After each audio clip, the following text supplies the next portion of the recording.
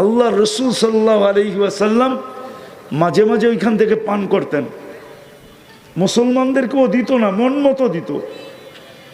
আল্লাহ রসুল একদিন আলোচনা করতেছিলেন যে মুসলমানদের পানির তো কোনো ব্যবস্থা নাই, কি করা যায়। ওসমান রাদিয়াল্লাহু তাআলা আনহু শুনে ফেলছেন, আর আল্লাহ রসুল বলছে একটা কুয়া তো আছে ইহুদির, কিন্তু ও তো বড় জ্বালায়, মুসলমানদেরকে তো পানি দেয় না। আর ওসমান রাদিয়াল্লাহু তাআলা আনহুর ইহুদিদের রগ চিনা ছিল, রগ জানা ছিল। কেননা ইহুদিরা হইল মালের টাকার লুবি, পাগল। আর খ্রিস্টানরা হইল সৌন্দর্যের পাগল। কি পাগল? ওরা আবার টাকার পাগল না, কিসের পাগল? সৌন্দর্যের পাগল।